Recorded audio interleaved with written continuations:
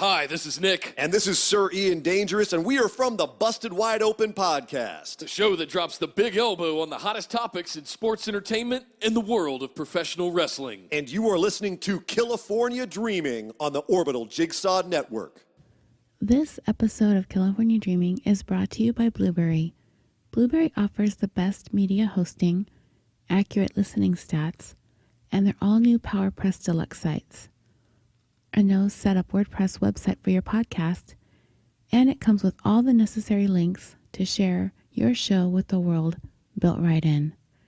Head over to www.orbitaljigsaw.com/dream to sign up for media hosting, a PowerPress Deluxe site, get that podcast you've been dreaming about started, and get your first month for free.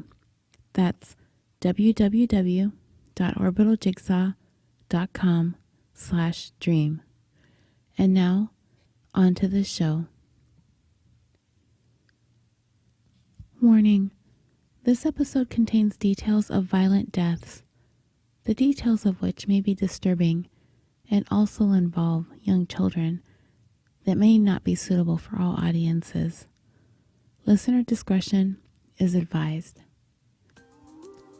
How many of you out there listening watched the Twilight Zone when you were kids?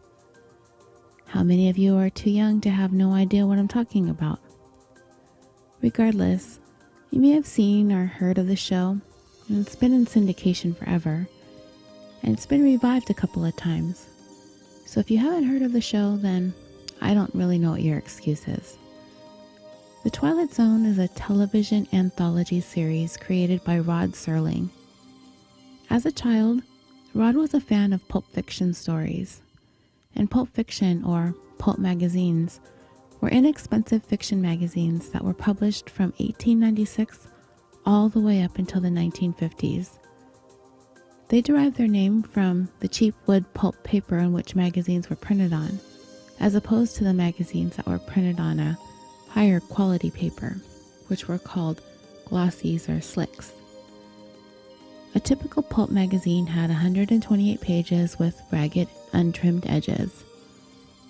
These gave rise to the term being used in reference to the run-of-the-mill, low-quality literature. Pulp magazines were the successors to the penny dreadfuls, dime novels, and short fiction magazines of the 19th century. Although many respected writers wrote for pulps, the magazines were best known for their lurid, exploitative, and sensational subject matter. Modern superhero comic books are sometimes considered to have descended from the hero pulps, which were pulp magazines that often featured illustrated novel-length stories centered around heroic characters. So having been a fan of these as a child, Rod sought topics with themes such as racism, government, war, society, and human nature as a whole. He decided to combine these interests of his in a way that would present these topics on television during a time when such issues were not commonly addressed.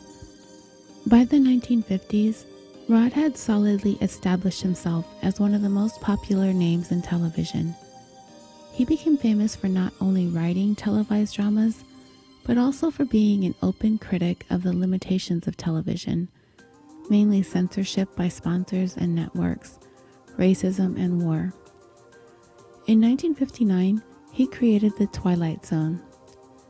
The episodes were considered to fall into a variety of genres, including fantasy, science fiction, suspense, and psychological thrillers, often ending with a chilling or unexpected twist, and was usually accompanied by a moral to the story. The show's writers frequently used science fiction as a way to speak out on social issues.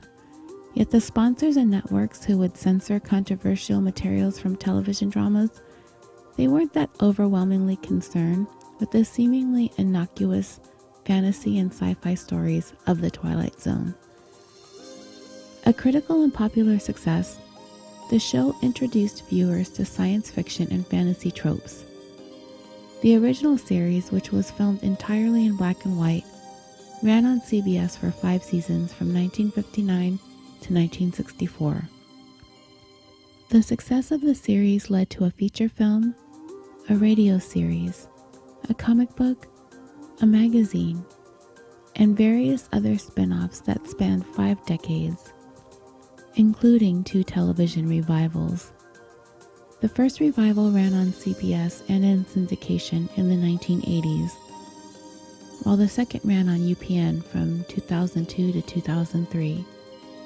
TV Guide ranked the series 5th in their list of the 60 greatest television dramas of all time. Full disclosure, I personally did not watch The Twilight Zone as it ran in syndication a lot when I was a kid. It seemed like it was always on TV, and it really kind of creeped me out.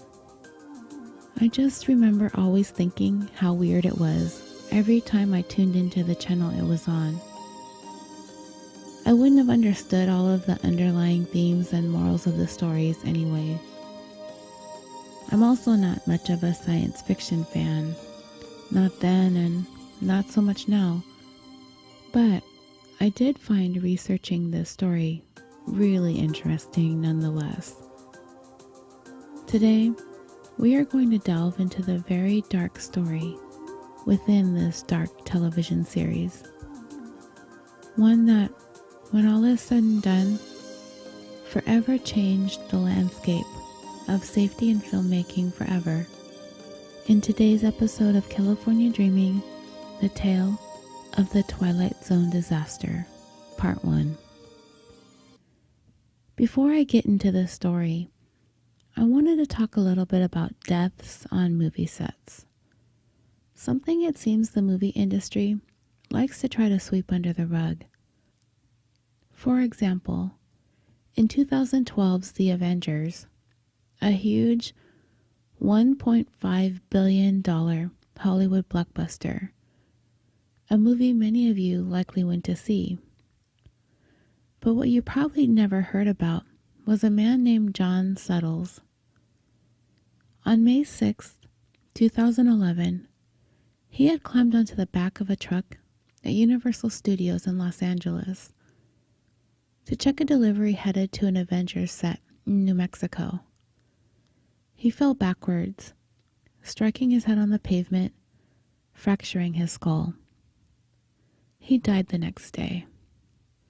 What's more, he had had only a few hours of sleep the night before he was called back to Universal Studios to pick up the Avengers delivery, according to his daughter. He had been working on the film for weeks at that point, even ditching out early on his own 65th birthday party a month earlier to fulfill a delivery for the film that, incidentally, would go on to dominate the box office the following summer. After John's death, answers from the powers that be as to how this could have happened were not easy to come by. The family was also unsuccessful in attempting to obtain security footage of the accident. Cal OSHA, or the Occupational Safety and Hazard Administration, investigated John's death and eventually cited 2 safety violations: not having proper handholds on the back of the truck and not supplying drivers with first aid kits. The filming company, which is affiliated with the Walt Disney Company, paid a $745 fine. Disney never responded to specific questions of the incident, opting to issue a statement stating, "The safety of our cast and crew is always a top priority, and we expect the highest standards of compliance from our production teams to ensure it." Marvel also had no comment regarding John's death. In the end, his family was able to secure a modest workers' compensation settlement. However, the production company did not give any of the crew members time off to attend John's funeral, but fortunately, many of them were able to help with donations to assist in covering funeral costs, and no contributions were made by Marvel or Disney. Another Disney film with its sights set on becoming yet another Hollywood blockbuster was 2013's The Lone Ranger. The film didn't break box office records, but it did earn the distinction of having the largest fine related to an accident on a set levied upon it, a penalty of $61,445 for the death of Michael Bridger, a diver who drowned during the movie's production. Michael was called to clean a 24-foot tank on September 12, 2012, which should have been an easy-peasy job for the Redondo Beach, California resident born and raised, who had been a diving enthusiast since the age of 15. But it was inside that tank where Michael, being out of the view from everyone else on the set, died, all by himself.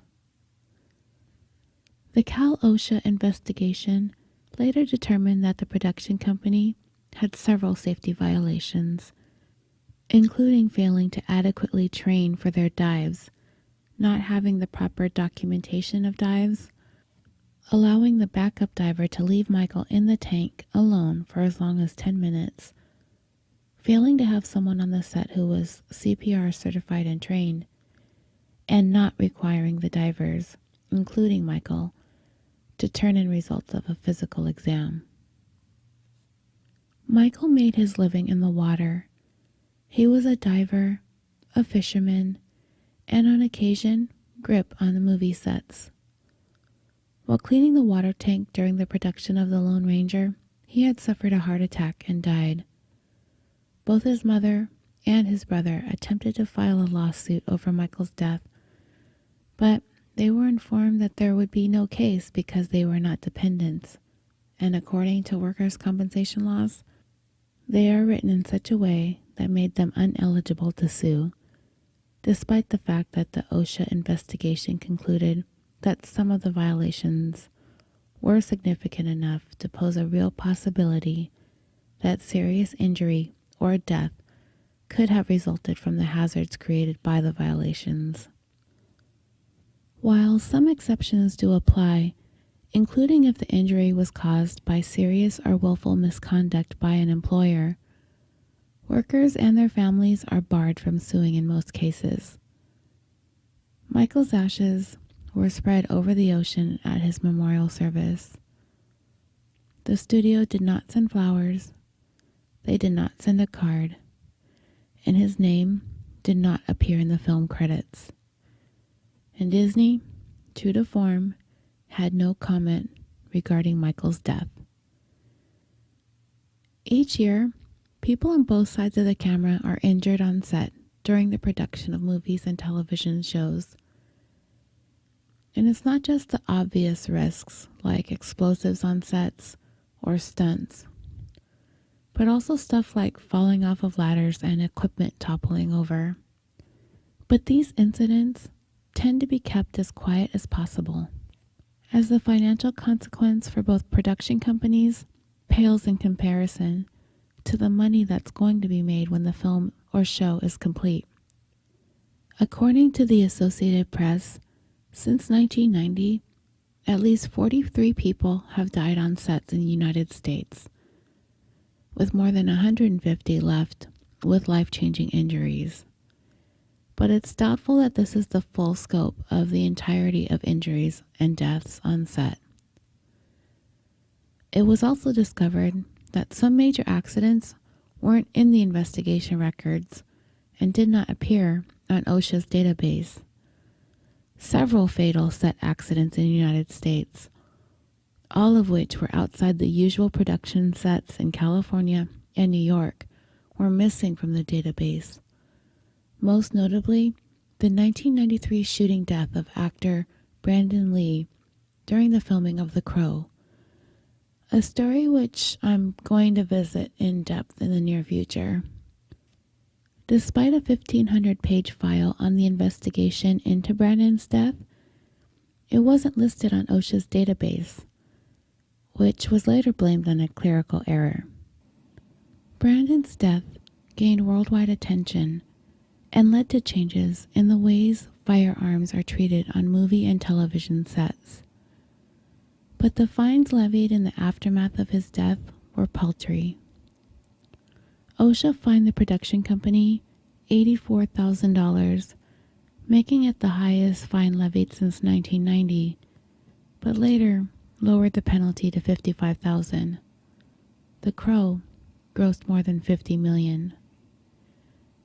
In yet another example, OSHA fined Paramount Pictures $21,000 for the death of a worker on a set in Louisiana. He was killed while operating an aerial platform during the production of G.I. Joe Retaliation. After more than 6 years, the penalty is still being contested, while G.I. Joe made more than $122 million in North America alone. OSHA fines are often rigorously contested by studios and production companies, and prosecutions are almost never pursued. Most workers are barred from suing, and those who do find witnesses often resist coming forward out of fear of being pushed out of the industry, which is highly competitive. The Associated Press also found that in almost half of the fines OSHA levied against studios or production companies were later reduced, from approximately $404,000 for 15 fatality accidents all the way down to $236,000. By the numbers, from 1990 to 2014, there were at least 194 serious accidents on film and television sets in the United States. From 1990 to 2014, there were at least 43 fatalities. From 2000 to 2016, there were at least 37 fatalities internationally. From 1990 to 2014, OSHA investigated 30 fatal accidents in the United States. The number of accidents that resulted in fines was 105, and of those, the number that were reduced was 49. The number of accidents that occurred in California was 170. Most injuries are fractures, with 55, and the number of amputations is 25. There has only ever been one criminal prosecution, but I will talk about that a little bit later on. And so, we get to the heart of this story. 1983's The Twilight Zone, the movie. It was an anthology film version of the television series that remade 3 classic episodes of the original series along with one original story. The film was produced and directed by Steven Spielberg and John Landis, and was also directed by Joe Dante and George Miller. The film starred Vic Morrow, Scatman Crothers, Kathleen Quinlan, John Lithgow, Dan Aykroyd, and Albert Brooks.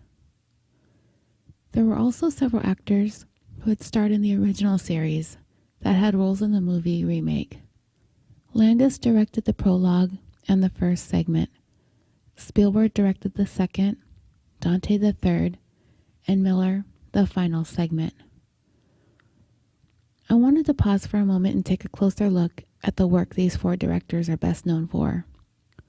You may have heard of Steven Spielberg. He's directed several notable films including Jaws, Close Encounters of the Third Kind, Raiders of the Lost Ark, E.T., Hook, Schindler's List, Jurassic Park, Saving Private Ryan, and many, many more. He's also been the executive producer, writer, and appeared in a handful of countless other productions. Joe Dante is best known for such films as Gremlins, Amazon Women on the Moon, The Burbs, Small Soldiers, and Explorers. Explorers is the film that I talked about last month, in which River Phoenix made his film debut. George Miller has directed such notable films as the Mad Max series, The Witches of Eastwick, Lorenzo's Oil, Babe, and Happy Feet. Today, we are mostly going to focus on director and producer John Landis, who is probably most known for directing Michael Jackson's music video for Thriller. But he's also known for films such as Animal House, Blues Brothers, An American Werewolf in London, Trading Places, Coming to America, and Beverly Hills Cop 3. He was also the director of the segment of the Twilight Zone movie that included a scene that went terribly awry. Spielberg was a huge fan of the Twilight Zone television series in its original run. He had made it his goal that sometime in his career that he would somehow get to direct an episode. Some way, somehow. That opportunity came in 1982 when Warner Brothers offered him the Twilight Zone movie project. He decided that he wanted to co-produce and co-direct the ambitious project with his good friend, John Landis. Landis had found success in the early 80s with some projects that I had mentioned earlier, Animal House, An American Werewolf in London, and of course the iconic music video for Michael Jackson's hit Thriller.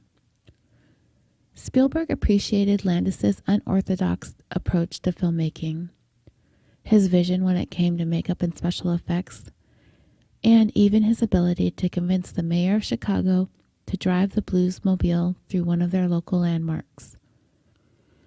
Landis had this reputation for skirting the rules, but it would be this very aspect of Landis that would end up leading to a very dark period, not only in his career, but also for Hollywood as a whole. Landis readily accepted the proposal to work on the film, since there were going to be 4 parts to the anthology. They decided to bring on 2 more directors, Dante and Miller, to direct those. Landis's portion of the movie would begin filming first. His part was based on the 1961 Twilight Zone episode entitled A Quality of Mercy. The original storyline occurs on August 6, 1945, the day the Enola Gay dropped the world's first atomic bomb on the city of Hiroshima, Japan. A young, zealous American second lieutenant in World War II orders his war-weary soldiers to make a most certainly deadly attack on a group of sick and wounded Japanese soldiers holed up in a cave in the Philippines. A sergeant, who can see the men have had enough of war, tries to talk him out of it. The attack will accomplish nothing but senseless deaths on both sides. But the second lieutenant pulled rank and stood firm by his orders, as he was intent on proving himself to everyone. He also berates everyone in the platoon, demanding that they shape up.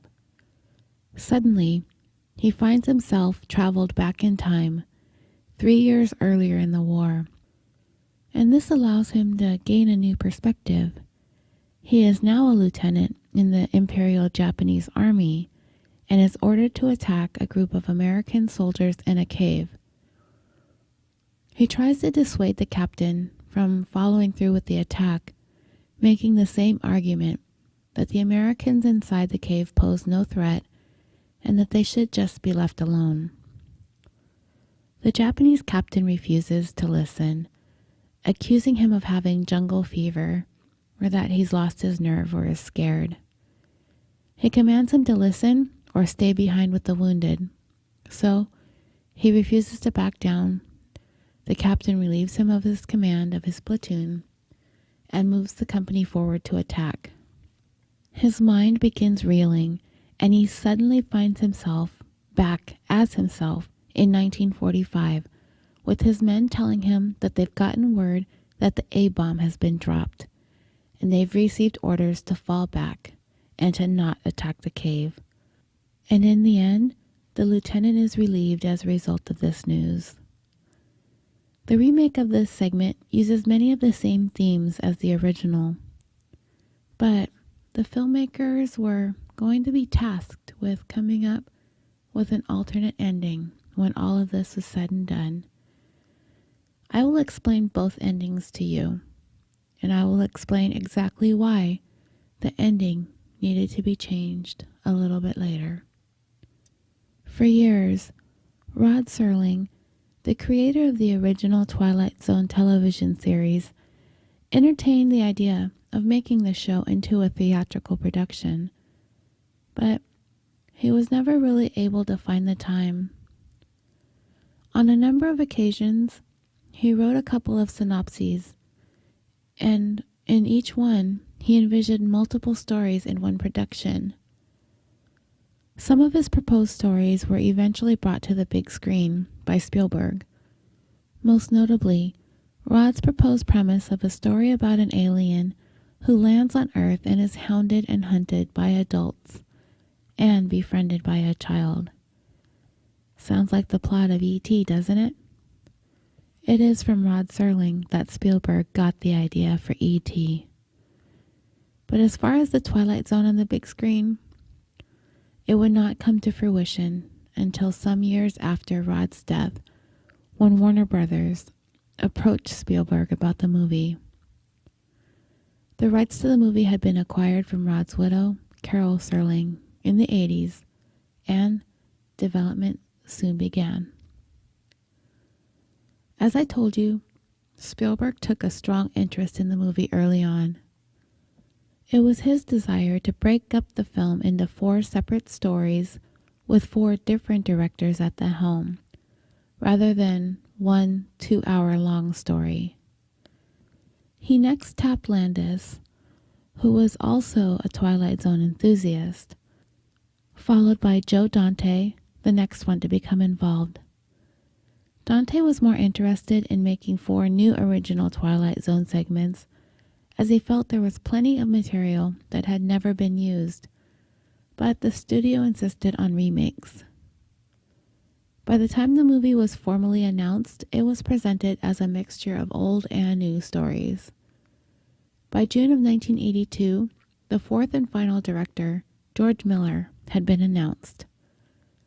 The budget for the film was relatively low, being an estimated $10 million, with $2.5 million allotted to each of the 4 segments.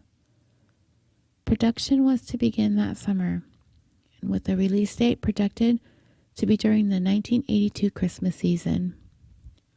There was so much excitement and enthusiasm for this film and its theoretically endless potential for sequels with different writers and different directors, but none of that would ever come to fruition.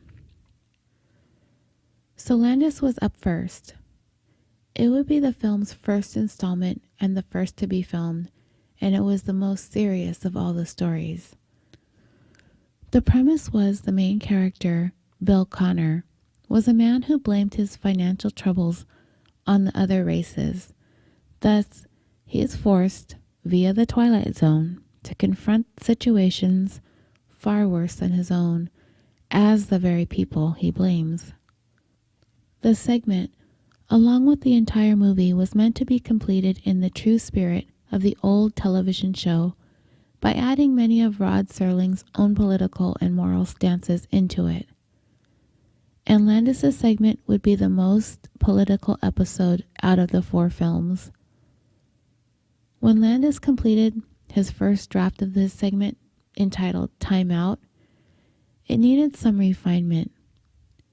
The studio executives were concerned that audiences might feel somewhat put off with a character as unsympathetic as Bill, that he was too harsh and too ugly. They felt that he was unwatchable. So Landis began thinking of ways to have Bill somehow redeemed in the end of the segment.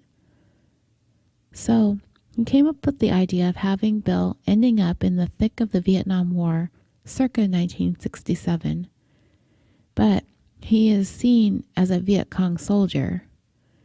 He is to encounter 2 indigenous children in an otherwise barren village. At first, he is suspicious of them, but then he ends up asking them for help.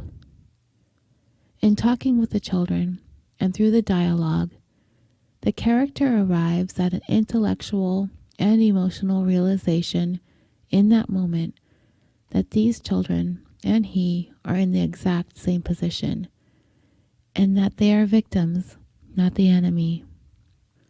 And Bill's character comes to understand that. And just as he is experiencing this moment of enlightenment, an American helicopter appears and recognizes Bill as being a Viet Cong, and they launch an attack. The village around them is quickly destroyed, but Bill, instead of running away and saving himself, he ends up redeeming himself by rescuing the children, casting him as a hero in the end. So that's how Landis' segment of Time Out was scripted and was to be filmed as such. The opening narration of his segment reads as follows. You're about to meet an angry man, Mr. William Connor, who carries on his shoulders a chip the size of the national debt. This is a sour man, a lonely man, who is tired of waiting for the breaks that come to others but never to him. Mr. William Connor, whose own blind hatred is about to catapult him into the darkest corner of the Twilight Zone. In the movie's adaptation, Bill Connor, played by actor Vic Morrow, is very bitter after having been passed over for a promotion in favor of a coworker who is Jewish. He finds himself drinking in a bar with some of his friends, spewing racial slurs towards Jews, blacks, and Asians. A black man sitting nearby asks him to stop. So Bill angrily storms out of the bar, but when he walks outside, he finds himself in Nazi-occupied France during World War II.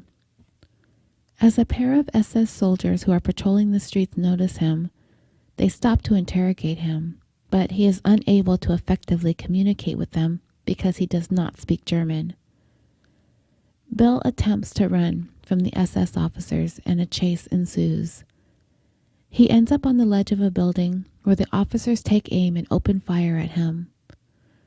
Bill falls from the ledge, but when he lands, he suddenly finds himself in the rural South during the 1950s.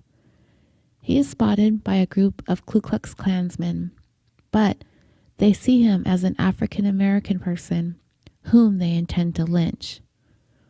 Bill tries to explain to them that he is white, but they are not listening, as he is not appearing to them as such. In an attempt to escape the Klansmen, he jumps into a lake, but then surfaces in a jungle during the Vietnam War. But he is seen as a Viet Cong soldier. And this is where Bill is supposed to encounter the young children in that village. And this was supposed to be the final shot for his segment of the Twilight Zone. The filming location Landis was using for Vietnam was known as Indian Dunes, a 600-acre or 2.4 square kilometer filming ranch located near Six Flags Magic Mountain in Valencia, California. It had been a favorite location for filmmakers for its versatility, its wide open areas which allowed for more pyrotechnic effects, and it was possible to shoot night scenes there without city lights visible in the background. It also had a diverse topography, including green hills, dry desert, dense woods, and a jungle-like riverbed along the Santa Clara River.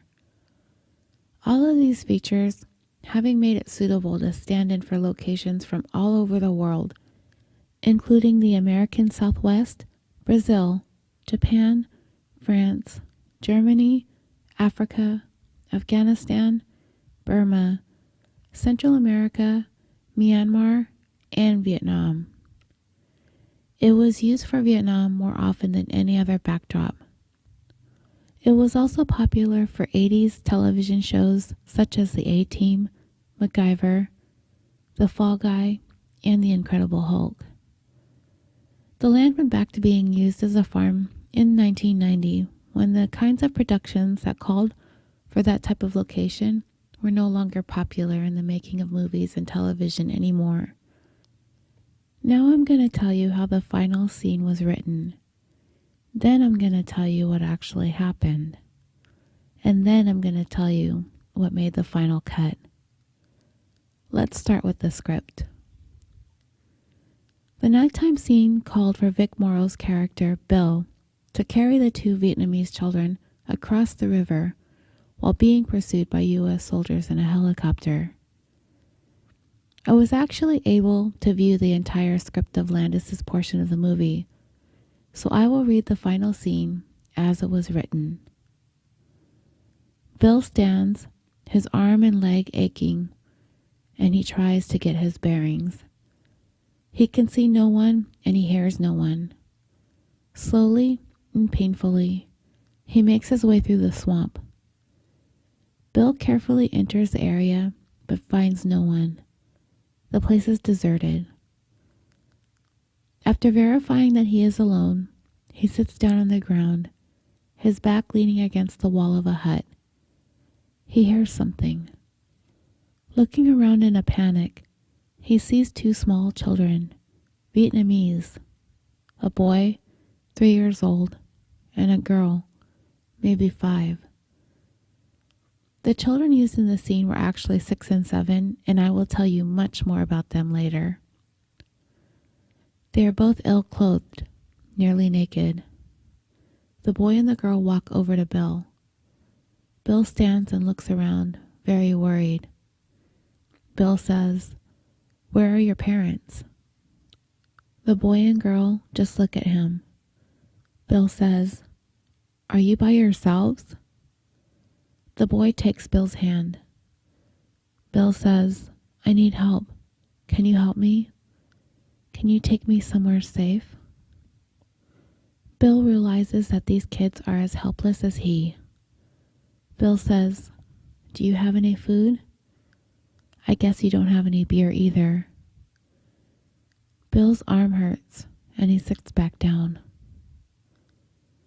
The boy sits next to him and immediately falls asleep on Bill's lap. To the girl, Bill says, "Is this your brother?" The girl stares. Bill says, "I won't hurt you, baby. I'm just as lost and scared as you are." The little girl hands Bill a broken and naked Barbie doll. Bill, genuinely touched, says, "Thank you, honey. Thank you very much." Suddenly, loud noise and wind as a Huey helicopter appears from over the cliff and hovers over the village. Bill stands as both kids cling to him in terror. Bill shouts, "Help us. I've got 2 children down here." The machine gun mounted in the chopper opens fire on Bill. He grabs the kids and runs for cover. Bill screams, "Stop it. I've got children here. Stop it. Stop it." Bill, clutching the kids, crouches behind the hut. The helicopter turns on a powerful spotlight and hovers over the river, sweeping it with beams. Bill says to the kids, "I'll keep you safe, kids, I promise. Nothing will hurt you, I swear to God." The helicopter makes another pass, and then one of the huts explodes in a spectacular fireball. Bill, holding the children in his arms, makes an extraordinary effort and runs for the shallow river. The helicopter spots them and, guns blazing, heads towards the river. As Bill is carrying the kids, he desperately makes his way through the water. The helicopter makes several passes, bombarding the area. Bill makes it to shore and sees a wooden shed, and making a superhuman attempt, he manages to get all 3 of them inside. He stacks the wood inside against the door, then huddles with the kids in the corner. Bill, out of breath, says, "Don't worry, you guys. I won't let them hurt you." And that would have brought the Vietnam portion of Landis' segment to a close. But it would not happen that way. This helicopter was being piloted by Vietnam War veteran Dorsey Wingo. During the nighttime filming, Wingo stationed his helicopter 25 feet or 7.6 meters from the ground. He actually wrote an autobiography and detailed his versions of what happened, although his book has been largely criticized as self-serving and lacking any kind of remorse or attempt to take responsibility for what was to come. But I'm going to reference an excerpt from his book where he describes the scene on the set that night, as it is a pretty unique perspective. Wingo writes, as I guided the Huey into position for the final shot, veteran actor Vic Morrow stood at my 2 o'clock, with child actors Micah Din Lee and Renee Chen clutched in his encircling arms. They were brightly illuminated by the ship's powerful night sun spotlight, focused by production manager Dan Allingham from the helicopter's left front seat. 3 million candle power lit up the trio with an eerie, wobbling luminescence. Vic was straining, looking towards the river and listening for our machine gun fire, his call to action. 2 stuntmen in the rear of the Huey manned the M60s, waiting for us to echo the fire cue. I took up a bearing on a bamboo structure 45 degrees to my right and down 45 degrees, locking our prearranged position by keeping 2 focal points aligned, a technique sharpened from years of flying USFS firefighter rappel teams into small clearings in tall timber. Director John Landis spoke calmly into the handheld portable VHF radio, lower, lower, lower. I complied slowly, switching to alternative focal points in order to hold our position just off the shoreline. Then came Landis's call for action, fire, fire, fire, at which point our machine gunners opened up and all 3 explosions occurred along the cliff to our right, in the prescribed tempo. 1001, 1002, 1003. As the fireballs heated up the night, Vic charged into the water with the children, moving north towards the opposite shoreline. Pulling a touch more power, I introduced left pedal, started the rehearsed nose left turn, and eased the cyclic forward. Dan followed Vic with the light. It was then that special effects technician Jim Chamomile, for reasons only known to himself and God, raked 1 electrified nail across several others that were wired to multiple gasoline firebombs intolerably close to the low hovering helicopter, sending the chopper and 100 odd movie makers and onlookers into a living hell, and 3 vibrant human beings to their shocking deaths. When the pyrotechnic effect was detonated, the helicopter's tail rotor was still directly above it, and as it went off, it was struck by the mortar effect, causing the rotor to fail and detach from the tail, and as a result, the low-flying helicopter began to spin out of control and downward. Vic suddenly became startled by the noise, causing him to lose his grip on Renee Chen. The next minute or so is very graphic, and I normally don't like to include these kinds of details.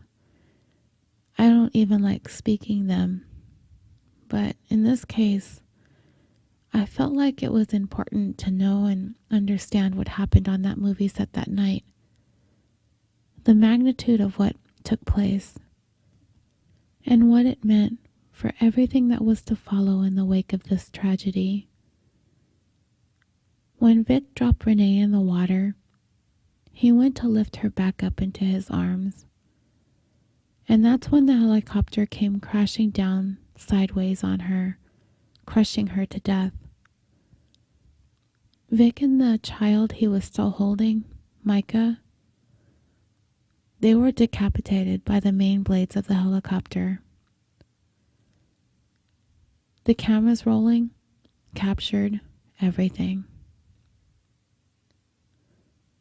Landis rushed down to the scene along with his assistant.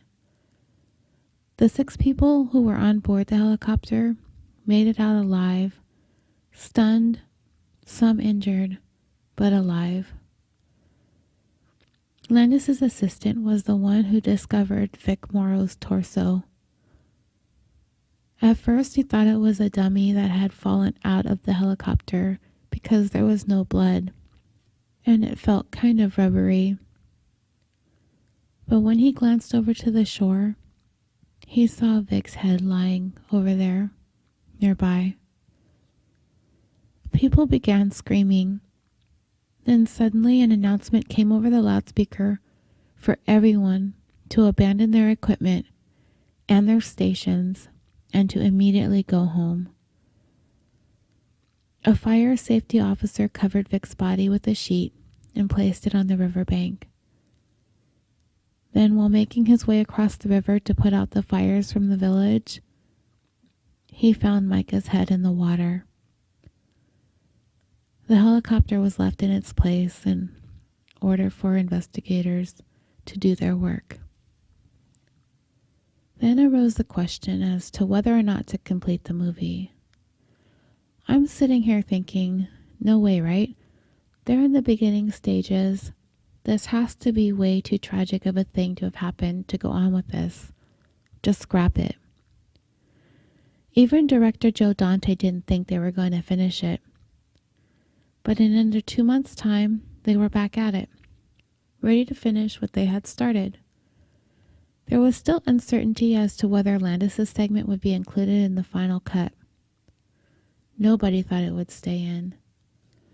The conversation centered around whether airing it would negatively affect the commercial reception of the film. In the end, it was decided to keep it in. According to Landis, he felt it would be a disservice to Vic Morrow if they had just left it out of the film completely. However, they did decide to not use any of the scenes with the children. And this did mean that the end of his segment would require a significant change in the storyline, one in which Vic's character remains trapped in his journey through time and space, as his becoming a hero and coming to a moral realization at the end was impossible to make now. The segment finished with the scene where Vic's character is being fired upon by American soldiers, and then suddenly one of them throws a grenade in his direction. Instead of killing him, the grenade plunges him back into Nazi-occupied World War II France again. It is then he is captured by the SS officers and put into a locked railroad freight car along with other Jewish prisoners. From the freight car, Bill can see his friends from the bar standing outside, looking for him, wondering where he's gone. He screams for help, but they are unable to see him or the train that pulls away with him locked inside. It wasn't quite the change of heart experience that had been intended for Bill Connor. The helicopter accident occurred on July 23, 1982 at 2:30 in the morning, which is an issue I will address shortly. Vic, who was 51 years old at the time, enjoyed a career in entertainment that spanned almost 40 years. He played the role of Chip Saunders in the TV show Combat, and after that, he began his career directing off-Broadway productions, as well as a role in the production of A Streetcar Named Desire. He had made his film debut in 1955 in The Blackboard Jungle, and his other films included A Tribute to a Bad Man, Men in War, Portrait of a Mobster, and The Bad News Bears. He married actress Barbara Turner in 1957, but they divorced in 1965. They had 2 daughters, Carrie Morrow and Jennifer Jason Lee. Renee Chen was from Pasadena, California, and she was 6 years old. And Micah Din Lee was from my hometown of Cerritos, California, and he was 7 years old. As I'm recounting this part of the tragedy, the lives lost, you might be sitting here scratching your head, thinking that something really doesn't seem right about this whole thing. I mean, doesn't it seem kind of weird that these young children were on a movie set at that hour of the morning around this kind of moving equipment and explosives and stuff? It doesn't sound like that even should have been a thing, am I right? Well, technically, it is possible, but it is not easy. It came to light after the accident that John Landis was indeed in violation of child labor laws by hiring a 6 and 7-year-old without obtaining the required permits. Landis, along with the other members of his staff, were also responsible for several labor violations in connection with other people involved in the accident, none of which would have come to light if the helicopter accident hadn't occurred. Renee and Micah were being paid under the table to circumvent California's child labor laws, which did not permit children to work at night.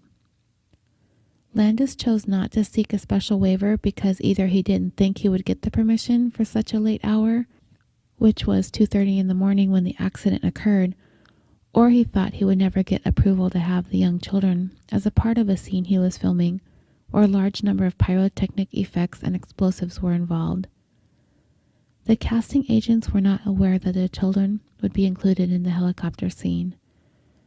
Associate producer George Folsey asked the children's parents to not tell any of the firefighters on the set that the children were part of the scene, and they also hid the kids from a fire safety officer who also worked as a social services worker.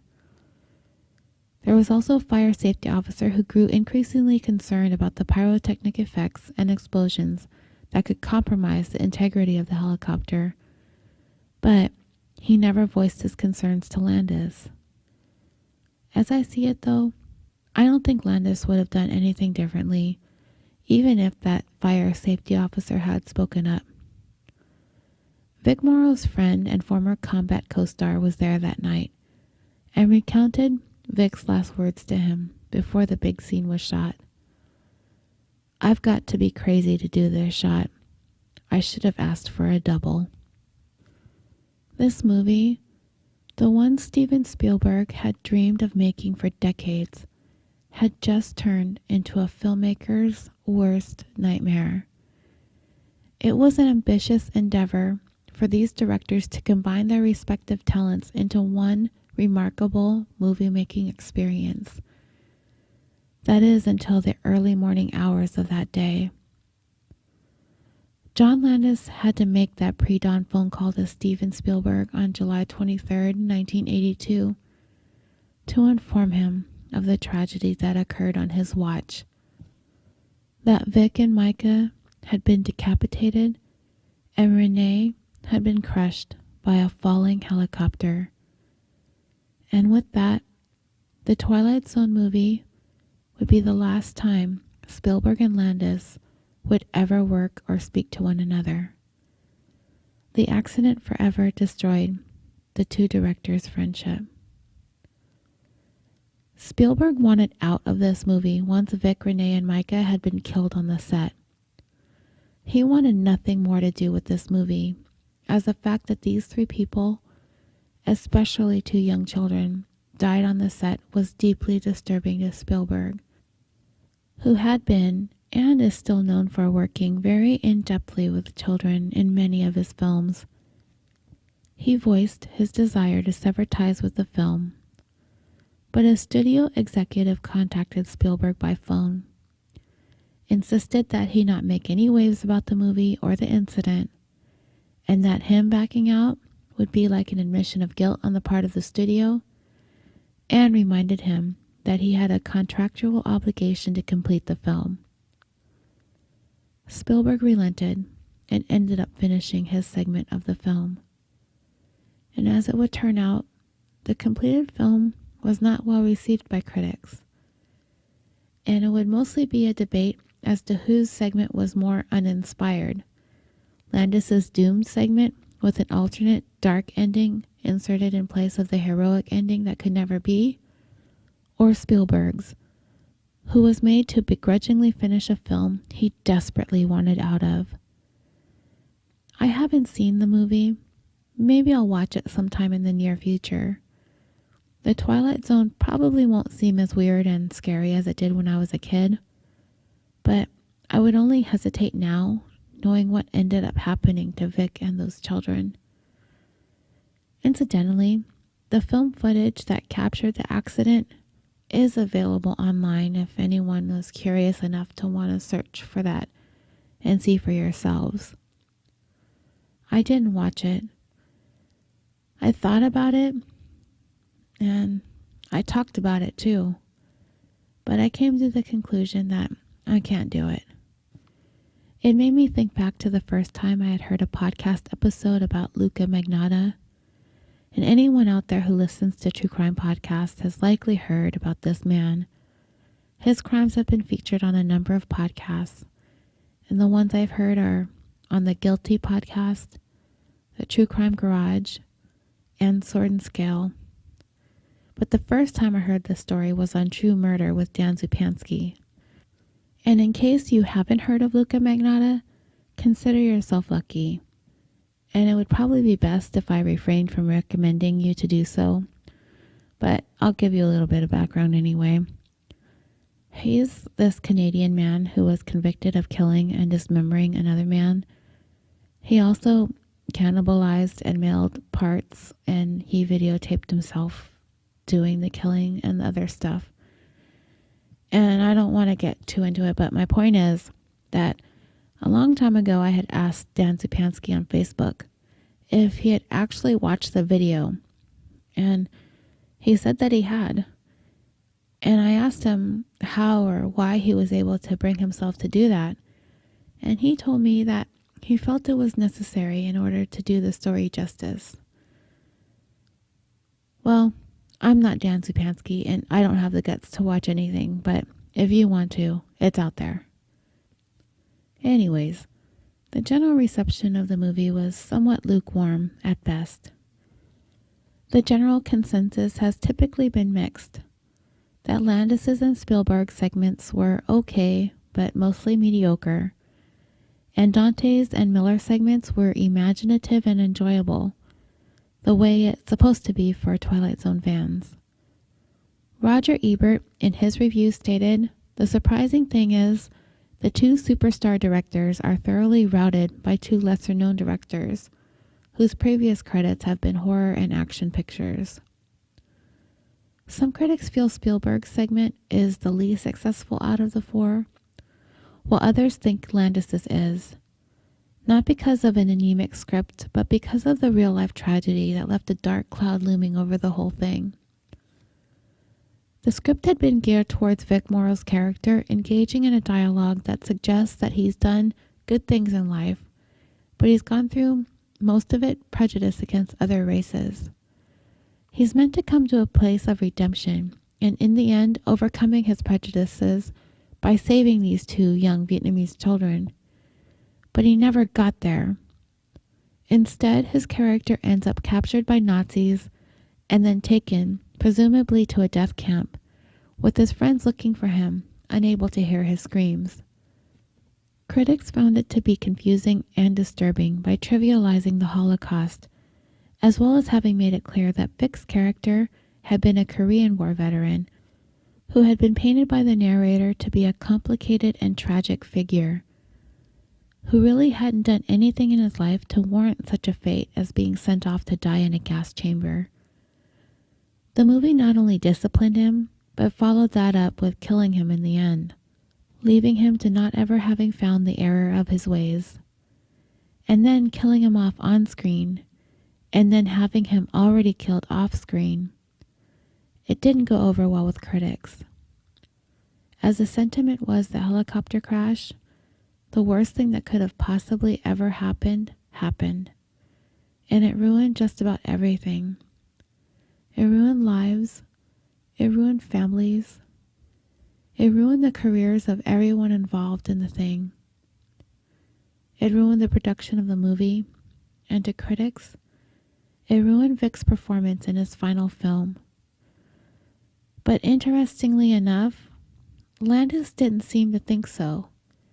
He eulogized Vic at his memorial service, stating, "Tragedy can strike in an instant, but film is immortal. Vic lives on forever. Just before his last take, Vic took me aside and thanked me for the opportunity to play this role. If there is any consolation to this, it is this film is finished. This performance must not be lost. It was Vic's last gift to us." Then again, what was Landis supposed to have said? When he mentioned the part where Vic thanked him, that kind of rubbed me the wrong way.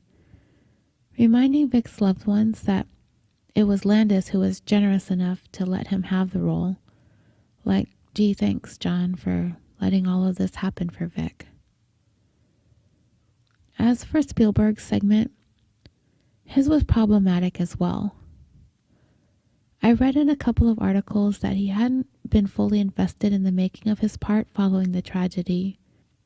He even had to change which episode of The Twilight Zone he was going to remake because of the helicopter crash. He originally was going to remake The Monsters Are Due on Maple Street, but after the accident, he chose to avoid a segment that involved young children and explosives. So he instead remade the Twilight Zone episode Kick the Can, which was described again by film critic Roger Ebert by saying, Spielberg's visual style in this segment is so convoluted and shadowy that the action is hard to follow. The master of clear-cut, sharp-edged visuals is trying something that doesn't work. In other words, Spielberg's segment was dull. I really couldn't imagine being in 1983 and watching that film in its totality and not constantly being reminded of the tragedy that overshadowed the whole thing. I discussed movie set accidents at the beginning of this episode. I talked about how these things are usually swept under the rug, and the fines levied by OSHA are minimal considering the human cost. But this particular accident on the set of The Twilight Zone was not going to be so easily pushed out of the public consciousness that easily or that quickly. This was an accident that was not going to go away for Landis and the others on the set who chose to circumvent industry rules and standards for the sake of getting the shot just right. An investigation ensued and it dragged on for years. And then, nearly 4 years to the day that helicopter came crashing down on Vic, Renee, and Micah, 5 people would be made to answer to criminal charges in their deaths, including director John Landis, who would become the first director in history to stand trial for a death on the set of a movie. And I am going to tell you all about what happens next in part 2 of the tale of the Twilight Zone disaster. However, if you simply cannot wait until next week, I will have part 2 available early for Patreon supporters, very shortly after this episode goes live. To all of you who support California Dreaming on Patreon, I'd like to thank you for your support. I'm slowly but surely building the show and working to bring more special episodes and early releases for all of you who are patrons of the show.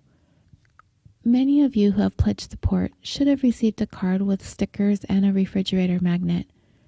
If you haven't, they should at least be on their way.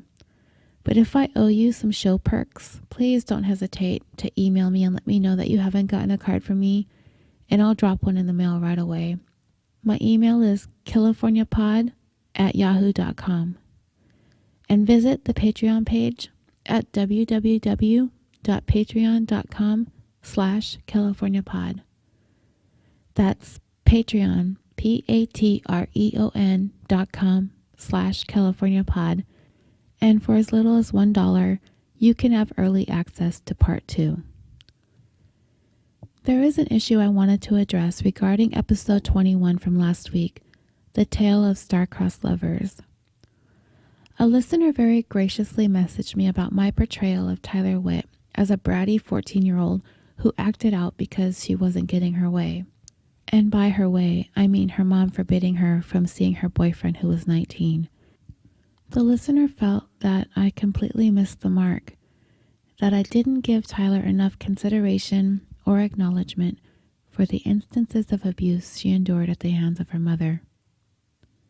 It was not my intention to skirt past a very serious issue such as this, and for that I extend my apologies to anyone who felt that I in some way trivialized child abuse, as that wasn't my intention. I also apologize for not including in the warning at the beginning of the episode that it involved child abuse, which I understand can be a trigger for some. I should not have overlooked that. I should have also reiterated that I am not a psychologist, nor am I a mental health expert. And with that being said, much of what I had to say about Tyler Witt and the choices she made were merely my opinion, and I am absolutely more than willing to be open to discussion about the things I speak about. I know I can be a judgy person. I've addressed that early on in the podcast, and doing this definitely opens my eyes to diverse viewpoints. However, I will always stop short of victim blaming, and it would be very difficult for me to sympathize with someone who did what Tyler did to her mom. Abuse or not, murder isn't really an option. I do appreciate the feedback, and of course, I appreciate getting perspectives from others, and I'm always happy to listen. Okay, so now moving on. As I've told you before, California Dreaming has now found a home at the Orbital Jigsaw Network. We have joined forces with some really fantastic shows like The Concession Stand, Busted Wide Open, Super Nerds UK, The Dirty Bits Podcast, Historium, Is This Adulting, and Film Roast. You can find me, along with the rest of my pod family, at www.orbitaljigsaw.com. I'd also like to thank everyone who has taken the time to leave me a review, and I'm always going to offer show stickers to anyone who's left one, even if it isn't 5 stars. In case you like the show, but my voice annoys you, I can dig it. I'll send you a sticker too. Email me at californiapod@yahoo.com and we will work something out. Also, I've had somewhat of a long week, and this episode is turning out to be longer and more involved than I had initially expected, which is why I needed to divide it into 2 parts, and I hope it's coming together well. I was looking for some motivation to get this thing recorded, so earlier tonight, I turned to Twitter for some inspiration. So here are some shout outs to those who gave me a like, a comment, a GIF, or a retweet tonight. True Crime Files, check out their blog. Murderish Podcast, Bless Us Mess Podcast, Rosie Cupcakes, R. Meyer, The Cleaning of John Doe Podcast. That's a new one that I just discovered. The Unresolved Podcast, Nicole Etherall, The Mad Asian Podcast, The Most Okayest Podcast, The Dark Divide Podcast, Insevable 1111, The Skelecast Podcast, Uncle Don Smalley, The Rob and Slim Show, The Happily Ever Aftermath Podcast, Marjorie Skane, Phil and Nick with My Thing Can Be Your Thing, The Gone Cold Podcast, the True Crime Fan Club Podcast, and she also hosts the We're Just Pretending podcast, Jessica Y., who is the host of the Mad Asian Podcast, Cold Case Murder Podcast, Hannah Edinger, and I think I've got all of you as of recording this. If I missed you, I'll start another thread for part 2. Thank you all for all of the love on Twitter. And before you go, I have a couple of promos from some podcasts that I've recently discovered. The Affirmative Murder Podcast and Murder and Such. I will have them tell you about their shows. Take a listen. Hey, I'm Frank. And I'm Alvin, and we're just 2 guys trying to bring equality to true crime in our own weird way. So check out Affirmative Murder every Wednesday, where we bring you stories of minority serial killers who don't get any media attention because they aren't creepy white guys. That's right, Affirmative Murder, the podcast dedicated to shedding a light on the darker side of true crime. Pun intended.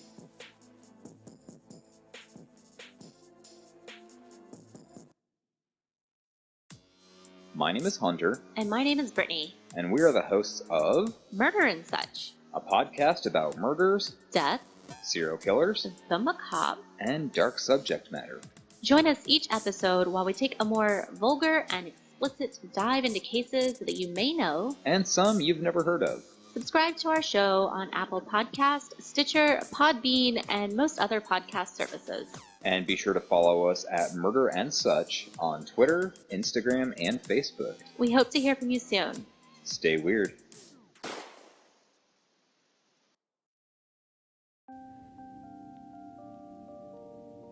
Thank you so much for joining me for this 22nd episode of California Dreaming. I will see you in 1 week with part 2, unless you just can't hold off and must listen immediately. Then it will be up on Patreon for supporters at all levels within a day or two when this episode drops in all the usual places. And until next time, sweet dreams.